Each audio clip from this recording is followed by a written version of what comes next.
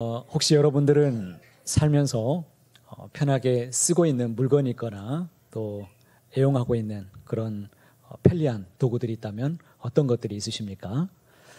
저에게도 많이 있는데 그중에 볼펜이 있습니다. 이 볼펜을 가지고 저는 신방도 다니고 설교를 준비할 때도 유독 많이 쓰는 볼펜이 하나 있는데요. 이 볼펜을 제가 저에게 잘 맞아서 한 통을 사다가 썼는데 한 통이 이제 다 닳아졌습니다. 그래서 한 자로 남았는데 이것도 아까워서 또 쓰고 버리기는 또 아깝고 또 자꾸 사기도 그렇고 그래서 볼펜 심을 2통을 샀습니다. 그래서 볼펜 심만 리필해서 쓰면 되니까 그렇게 쓰다가 어딘가 제가 분명히 놔뒀는데 이 볼펜이 없어졌습니다. 아니 볼펜이 다리가 달린 것도 아닌데 어디로 갔나. 온 교회를 다 찾아다녔는데 이 볼펜을 찾아 헤매기는 또 처음입니다. 이 볼펜을 제가 아무튼 그 자리에 놔둔 기억은 나요. 그래서 혹시 누군가 청소하다가 이것을 치운 건 아닌가 싶어서 물어보니까 누군가 가지고 있었습니다. 그래서 찾았어요. 얼마나 기쁜지 별것도 아니지만 저에게는 너무 소중한 거죠. 볼펜 심을 몇 통을 사면 무슨 소용이 있습니까? 이 볼펜이 있어야 쓸 수 있잖아요. 그래서 이것을 찾고 목양실로 들어오는 길에 문득 저에게 드는 생각이 무엇이냐면 하나님도 이렇게 누군가를 쓰시기 위해서 찾고 계시겠구나 이런 마음이 들었습니다. 그래서 그 자리에서 그냥 엎드렸어요. 하나님, 제가 하나님께 이렇게 하나님이 찾으시는 사람, 하나님이 쓰시는 그런 귀한 종 하나님 되게 만들어 주십시오. 이렇게 그 자리에서 엎드리면서 그냥 기도했습니다. 이 세상에 가장 행복한 사람이 있다면 어떤 사람일까요? 사업에 성공한 사람일까요? 좋은 대학에 나온 사람이 행복할까요? 아니면 좋은 직장에 다니고 있으면 행복할까요? 그렇지 않습니다. 좋은 대학에 나와도 좋은 직장에 다닌다고 해도 사업에 성공해도 결국에 하나님이 쓰시지 않는다면 그게 무슨 소용있겠습니까? 하나님이 쓰시는 사람, 그 사람이 그렇기 때문에 결국에 가장 행복한 사람입니다. 저는 여기 계신 모든 분들이 정말 이 세상에서 가장 행복한 사람들이 다 되었으면 좋겠습니다. 하나님이 찾으시는 사람, 하나님이 쓰시는 그런 귀한 믿음의 사람이 되시기를 주의 이름으로 축복합니다. 사무엘상의 주제가 있는데요. 그 주제는 무엇이냐면 하나님의 마음에 드는 사람이 누구인가? 하나님이 찾으시는 사람이 누구인가? 라는 주제를 가지고 있습니다. 하나님은 오늘도 찾고 계십니다. 누구를? 사람을 찾고 계십니다. 그 사람이 저와 여러분이 되기를 소망합니다. 그리고 간절히 기도하십시오. 여러분의 자녀들이 하나님께 귀하게 쓰임받게 해달라고 날마다 이렇게 구하는 기도가 있기를 바랍니다. 그런데 오늘 성경에 보니까 하나님께서 버리셨다고 하는 사람이 최초로 등장합니다. 사무엘상 이전의 말씀 가운데는 개인을 그 누구도 한 사람도 하나님이 버렸다고 하는 사람은 없었습니다.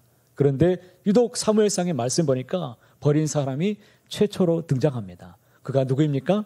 사울이었어요. 그런데 이상합니다. 하나님은 사람을 버리시는 분이십니까?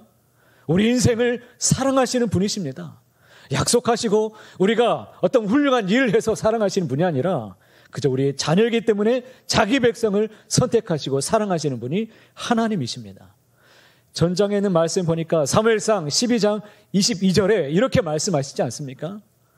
여호와께서는 너희를 자기 백성으로 삼으신 것을 기뻐하셨으므로 여호와께서는 그의 크신 이름을 위해서라도 자기 백성을 어떻게 하신다고요?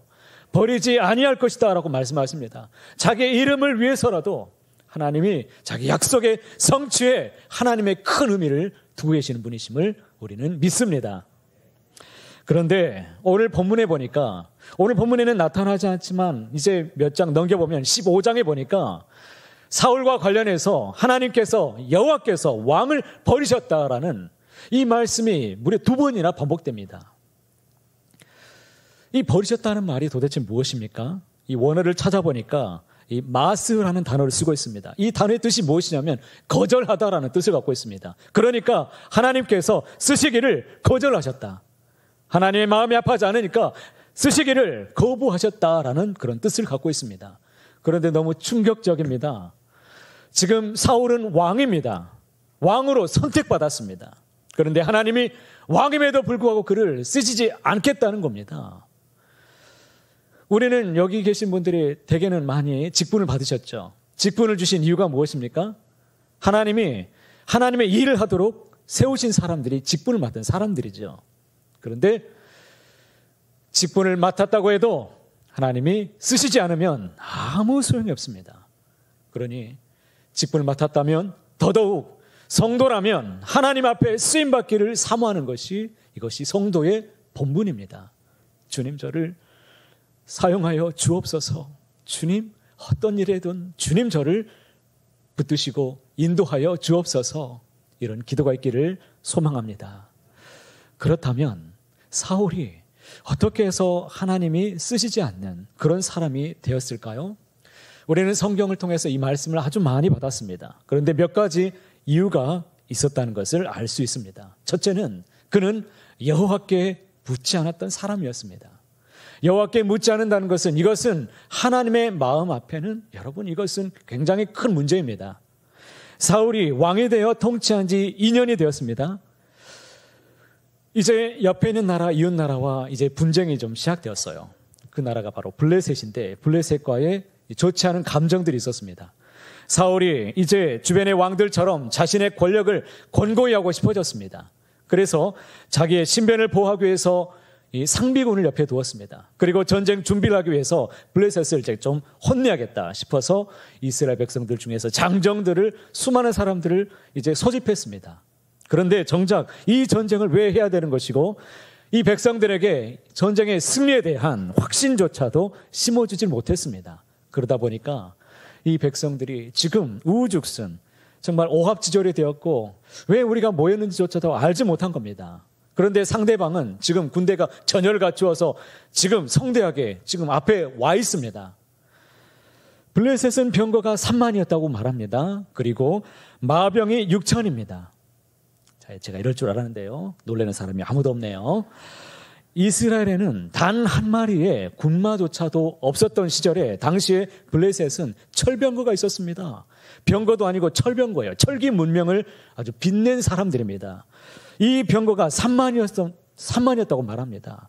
그리고 군마도 한 마리도 없는데 이 기병이 무려 6천이 있었다는 겁니다. 출애굽 당시에 애굽 왕이 이스라엘을 추격하기 위해서 보낸 이 병거가 300대였습니다. 그런데 이 병거가 블레셋은 3만이 있었다는 거예요. 무려 100배나 많은 어마어마한 숫자가 지금 몰려와 있습니다. 이 숫자를 보고서 지금 이스라엘 백성들이 동요하기 시작합니다. 이 백성들이 어떻게 동요하기 시작했냐면 지금 산으로 들로 다 숨어버렸습니다. 이건 이길 수 없다. 그냥 숲풀 속으로 숨어버리고 굴이 있으면 굴로 들어가고 심지어 이 요단강을 건너가서 요단강 동편으로 도망간 사람까지 있었습니다. 자, 한번 이제 생각해 보십시오. 왜 이렇게 되었습니까? 이것은 사울이 하나님께 여쭙지 않고 자기 마음대로 전쟁을 준비했기 때문입니다.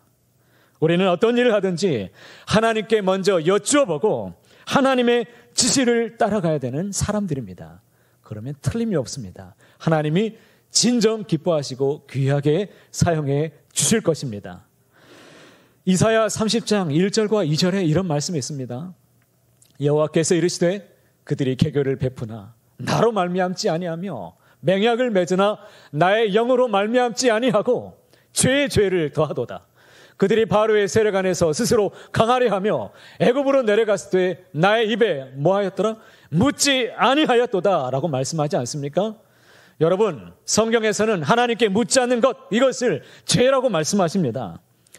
우리는 하나님께 여쭈어보고 어떤 일이든지 하나님께 묻고 그대로 실천하며 나아가게 되시기를 바랍니다. 묻지 않는 것, 이것은 정말 조심해야 됩니다. 여러분, 어떤 일이든지 정말 큰 일이든 작은 일이든 여러분은 하나님께 묻고 어떤 일들을 진행하고 계십니까? 다시 한번 여쭤보겠습니다. 여러분은 하나님께 먼저 여쭤보고 일을 진행하고 계십니까? 그렇게 하고 계십니까?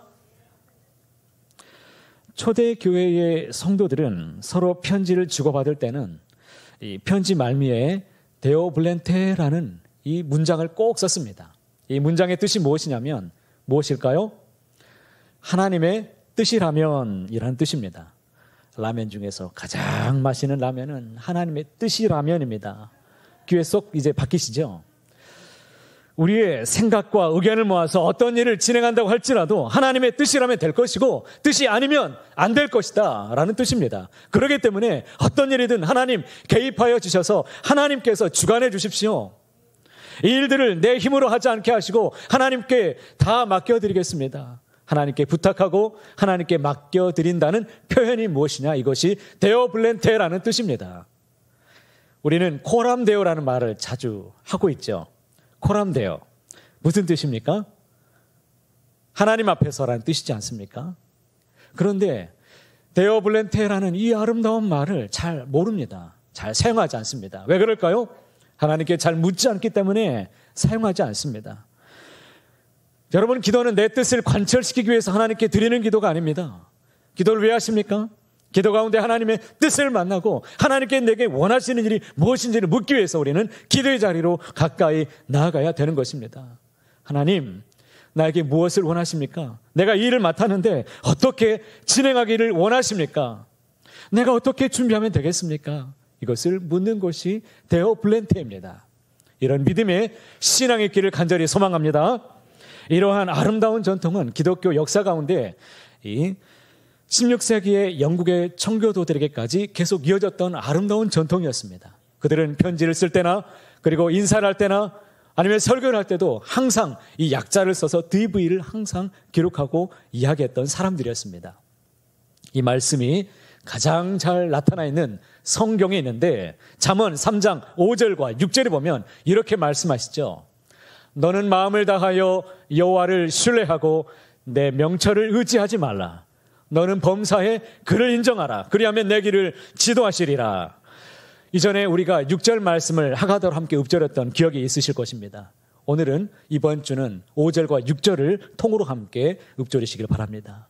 여기 말씀해 보시면 그를 인정하라 이 말 뜻이 무엇일까요? 하나님의 뜻을 알도록 구하라는 말입니다. 하나님의 뜻을 물으라는 겁니다. 하나님께 여쭤보라는 뜻이 그를 인정하라는 뜻입니다.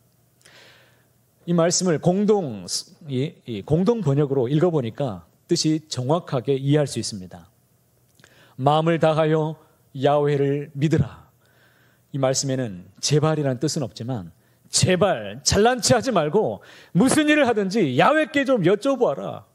그가 내 앞길을 곧바로 열어주실 것이다. 이 뜻이 잠언 3장 5절과 6절에 있는 말씀입니다. 그래서 여호와를 인정하라는 뜻은 야훼께 여쭤보시기 바랍니다. 무슨 일이건 물어보시고 행동하신다면 하나님이 여러분의 앞길을 막혔다면 열어주실 것입니다. 곧바로 열어주신다고 약속하고 있습니다. 반드시 이루어지실 것입니다. 전교인 수련회가 이제 몇 주 남았습니까? 한 주 남았죠.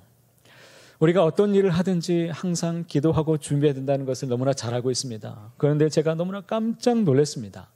기도하러 우리 새벽에 많은 분들이 도우심을 구하기 위해서 오실 것이라고 예상했지만 제 예상은 빗나갔습니다. 여러분, 최소한의 여러분들이 무슨 일을 맡고 있다면 물으셔야 됩니다. 예전에 하던 대로 방식대로 그대로 하려고 하지 말고 하나님이 무엇을 원하시는지 지금 내가 무엇을 맡았다고 한다면 그 일에 하나님께 물으시는 것이 이것이 성도의 본분입니다. 하나님의 뜻을 물으며 나아가신다면 하나님이 분명히 여러분을 쓰실 것입니다. 안 쓰실 이유가 없습니다. 나에게 물으러 오는 그 사람에게 이렇게 하라고 알려주신 대로 하나님이 길을 곧바로 열어주실 것입니다. 문제 없습니다. 도와주실 것입니다. 사람이 없다면 사람을 붙여주실 것입니다. 물질이 부족하다면 물질을 채워주실 것입니다. 지혜가 부족하다면 지혜를 덧입혀 주실 것입니다. 그러니 물으십시오. 데오 블렌테, 하나님의 뜻이라면 곧바로 이루어지실 것입니다.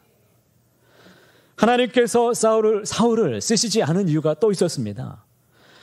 이스라엘 백성들로서는 블레셋과의 이제는 정면으로 싸워서는 이길 승산이 없습니다. 사울의 상황을 한번 제가 얘기해 보겠습니다. 사울은 길갈에 있었는데 그와 함께 있던 사람들은 겁에 잔뜩 질렸습니다. 백성들은 전쟁하기 위해서 나왔다가 탁 터져버렸습니다.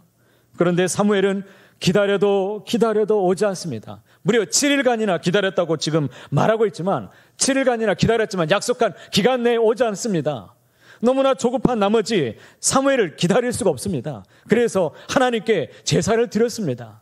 그런데 번제를 마치자마자 그렇게 기다렸던 사무엘이 그제서야 나타나서 왕을 책망합니다.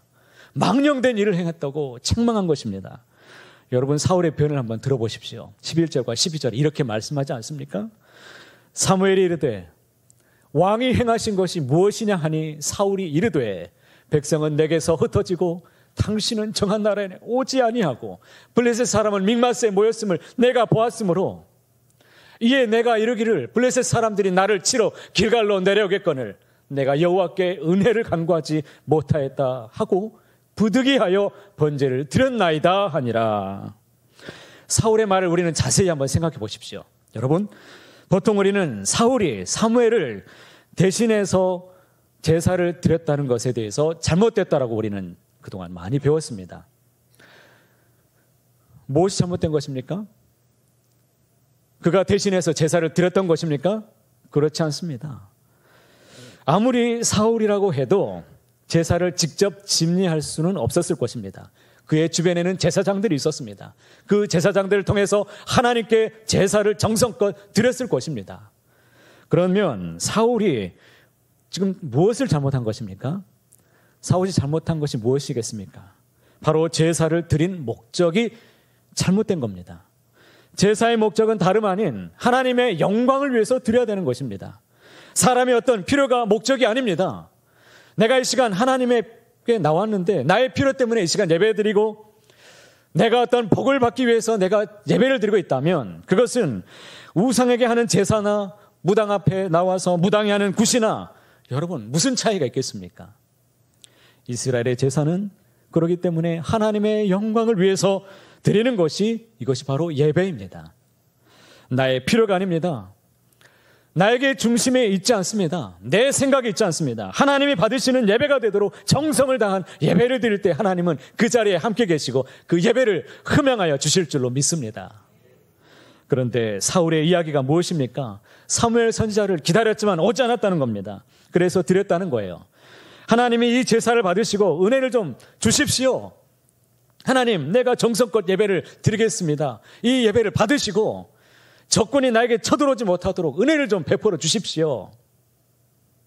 사울의 이런 태도는 엘리 제사장 때에 블레셋과의 전쟁을 위해서 그들이 무엇을 갖고 나갔습니까?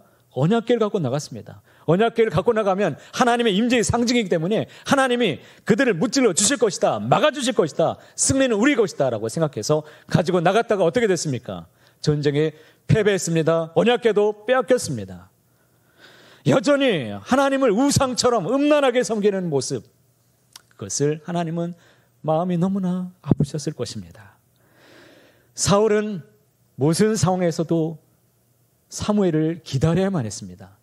사무엘을 기다린다는 것은 하나님의 말씀을 기다린다는 뜻입니다. 아무리 삶이 어렵고 고단해도 하나님의 말씀을 듣고 따르는 것이 이것이 바로 성도입니다. 우리의 본분입니다. 곧 무너질 것 같고 쓰러질 것 같아도 말씀을 기다려야 이것이 믿음입니다. 우리가 세상에서 자꾸 넘어지는 이유가 무엇입니까? 조급함 때문입니다. 불안함 때문에 이 마음에 자꾸 말씀보다 내 생각이 앞설 때가 얼마나 많이 있습니까? 신앙생활에 가장 큰 적이 있다면 그것은 바로 이 조급증입니다. 뭔가 빨리 이루어야 되고 뭔가 결과가 있어야 될 것 같지만 마음이 너무 급합니다. 그렇기 때문에 하나님의 말씀을 우리가 기다리지 못합니다. 그런데 하나님은 급하지 않습니다. 우리에게 빨리빨리를 요구하지 않습니다. 우리에게 무엇을 요구하십니까? 온전함을 늘 우리에게 요구하십니다. 신앙생활의 가장 큰 덕목 중에 하나가 무엇입니까? 그것이 바로 인내입니다. 야고보서 1장 4절 말씀에 보면 같이 함께 읽어보겠습니다. 인내를 온전히 이루라. 이는 너희로 온전하고 구비하여 조금도 부족함이 없게 하려 함이라. 성경에서는 우리가 고통 가운데서도 끝까지 하나님을 바라보고 참고 견디는 그것을 가리켜서 인내라고 말합니다. 그런데 무작정 참고 견디면 다 인내인가? 그렇지 않습니다. 그 가운데서 무엇을 내 생각과 계획을 내려놓고 하나님 앞에 엎드리시고 그리고 하나님의 그 인도하심을 기다리는 이것을 인내라고 말합니다. 우리는 기다리는 사람들입니다. 주님이 다시 오시겠다고 약속하신 그 약속을 믿고 기다리는 사람들입니다. 여러분, 이루어질 줄 믿고 기다리시기를 바랍니다. 사랑하는 성도 여러분, 우리가 하나님을 믿고 그 인도하심을 기다린다면 하나님이 기뻐하시고 우리 가운데 크신 은혜를 활짝 부어주시고 열어주시리라 믿습니다. 마지막으로 하나님께서 사울을 쓰지 않으신 이유가 있습니다. 14절 말씀에 이렇게 기록되어 있죠. 지금은 왕의 나라가 길지 못할 것이라. 여호와께서 왕에게 명령하신 바를 왕이 지키지 아니하였으므로 여호와께서 그의 마음에 맞는 사람을 구하여 여호와께서 그를 그의 백성의 지도자로 삼으셨느니라. 이 말씀을 보시면 왕이 하나님의 명령을 알았습니까? 몰랐습니까? 알았습니다. 그런데 그걸 지키지 않았다고 말합니다. 무슨 뜻입니까? 불순종했다는 뜻이죠. 우리는 여기서 사울이 번제를 스스로 드린 이유에 대해서 다시 한번 생각해 볼 필요가 있습니다. 그것은 하나님보다 사람을 더 두려워했기 때문입니다. 백성들이 자기에게서 떠나가는 것이 두려웠습니다. 적군이 지금 침략해 오는 것이 두려웠습니다. 그렇기 때문에 하나님의 명령을 어겼습니다. 하나님의 은혜를 구하기 위해서 제사를 드렸음에도 불구하고 정작 중요한 하나님의 명령은 어겼습니다. 이것을 우리는 모순이라고 말하죠. 멕시코의 어느 한 인디언 부족의 말에 믿는다는 말과 순종한다는 이 말이 같은 동요로 쓰입니다. 같은 말이에요. 초기에 이 지역에 복음을 전하기 위해서 선교하러 왔던 선교사님들이 이 사실을 알고서 좀 의아했습니다. 그래서 아직 문명화가 덜 되었기 때문에 이 사람들의 이 언어가 구체화되지 않았구나라고 생각을 단순히 했다가 그들과 함께 생활하면서 잘못된 것은 자신들이라는 것을 깨닫게 되었습니다. 믿음과 순종이 다르다는 것을 의미를 나누어서 설명하는데 인디언들이 이렇게 그때마다 물었습니다. 도대체 두 단어의 차이가 무엇입니까? 믿는다는 것은 순종한다는 뜻 아닙니까? 순종한다는 것은 믿는다는 것 아니겠습니까? 믿으면서 순종하지 않고 순종하지 않으면서 어떻게 믿을 수 있습니까? 도대체 이해할 수 없다라고 물었습니다. 믿음과 순종은 그래서 항상 함께입니다. 믿으면 순종하게 되어 있습니다. 사울의 실수가 무엇입니까? 부득이하여 제사를 본인이 드렸다는 거예요. 부득이하여 지금 상황이 이렇기 때문에 내가 어쩔 수 없이 지금 이렇게 드렸습니다. 이것은 믿음이 없었다라는 뜻입니다. 자기 합리화입니다. 자기 모순에 스스로 빠졌습니다. 믿으면서 순종하지 않는 것은 이율배반적인 자기 신앙입니다. 우리의 모습에도 사울이 살아 있습니다. 이 사울을 죽이지 않는다면 내 안에서 여전히 하나님의 마음에 여러분 합할 수 없습니다. 그런 사람 주님 귀하게 들어 사용하실 수가 없습니다. 믿는다고 하지만 우리는 잘 생각해 보십시오. 내가 성경대로 믿고 있는가를 잘 헤아려 생각해 보십시오. 많은 사람들이 다 자기 편리대로 믿음 생활을 하고 있습니다. 온라인으로도 예배할 수 있으니까 어떻게 합니까? 하나님 중심으로 하나님 뜻대로 예배하기보다는 자기 중심대로 자기 상황대로 그렇게 예배하기 너무 쉬운 그런 환경이 다 되어버렸습니다. 이제는 내 상황에 늘 이제 맞추다 보니까 늘 부득이하여 이렇게 내가 드렸습니다. 내가 이번에는 이런 상황 때문에 이렇게 부득이하여 하나님께 드리겠습니다. 사랑하는 성도 여러분, 요즘 신앙생활이 어떻습니까? 혹시 좀 편해지셨습니까? 신앙생활이 이전보다 좀 더 편리해지셨습니까? 그렇다면 그것은 뭔가가 잘못된 것입니다. 하나님 중심으로 살아가다 보면 불편해지게 마련입니다. 내 방식대로 살아왔던 삶을 내려놓기가 힘듭니다. 자꾸 바꾸려고 하니까 중심으로 하나님의 마음대로 바꾸려고 하니까 불편해져야 되고 힘이 들어야 됩니다. 신앙생활 하다가 때로는 고난 만날 수 있습니다. 고난 만나고 힘이 들어서 어떤 사람은 이렇게 말하죠. 하나님이 정말 살아계신다면 이렇게 고난이 있을 수 있습니까? 애초부터 고난이 없어야 되는 것 아니겠습니까? 이것은 기독교에 대해서 1도 모르는 것입니다. 이것은 불신자들이 하는 말이죠. 우리는 무슨 길을 걸어가고 있습니까? 좁은 길을 걸어가고 있습니다. 좁은 길은 힘든 길입니다. 그래서 찾는 사람들이 많이 있지 않습니다. 우리 목사님들과 회의를 할 때 보면 우리 어떤 상황이 별로 좋지 않을 때가 있습니다. 이런 상황을 가지고 의견을 나눌 때 목사님들이 대체로 하는 이야기가 뭐냐면 차선책을 선택해서 이야기합니다. 그러면 저는 그 선택을 취하지 않습니다. 여러분, 우리 신앙에 있어서는 차선책은 선택하지 말고 최선책을 선택하십시오. 왜 최선책을 그냥 내버려 두십니까? 최선책, 우리 하나님이 최고이신 하나님 앞에 최선의 예배를 우리가 최선을 다한 삶을 하나님께 구별하여 드리는 인생 되시기를 주의 이름으로 축복합니다. 오늘 말씀에 참 놀라운 것은 전의를 다 상실해버린 이스라엘 백성들이 남은 사람들이 지금 몇 명입니까? 사울과 함께한 사람들은 이제 600명밖에 남지 않았습니다. 그들이 갖고 있는 무기도 보니까 농기구를 갖고 찾아왔습니다. 보습 갖고 왔습니다. 이 도끼, 이 곡괭이 들고 삽 가지고 전쟁하겠다고 온 사람들을 데리고 무슨 전쟁을 하겠습니까? 그것도 600명만 남아 있습니다. 3만이라는 어마어마한 철병거를 가지고 있는 그들 앞에 어떻게 싸워야 되겠습니까? 그런데 하나님이 말씀하십니다. 놀랍게도 우리의 생각을 하나님은 늘 초월하시는 전능하신 하나님이십니다. 오고 오는 모든 세대에게 하나님이 사무엘상 14장 6절에 이렇게 말씀하십니다. 여호와의 구원은 사람이 많고 적음에 달리지 아니하였느니라. 사람의 수에 있지 않다고 말씀하십니다. 뿐만 아니라 사무엘상 17장에도 이렇게 말씀하시죠. 여호와의 구원하심이 칼과 창에 있지 아니함을 우리 무리에게 알게 하리라. 전쟁은 누구에게? 여호와께 속한 것인 줄 그가 너희를 우리 손에 넘기시리라. 전쟁은 누구에게 달려 있습니까? 하나님께 속해 있습니다. 전쟁은 누구에게?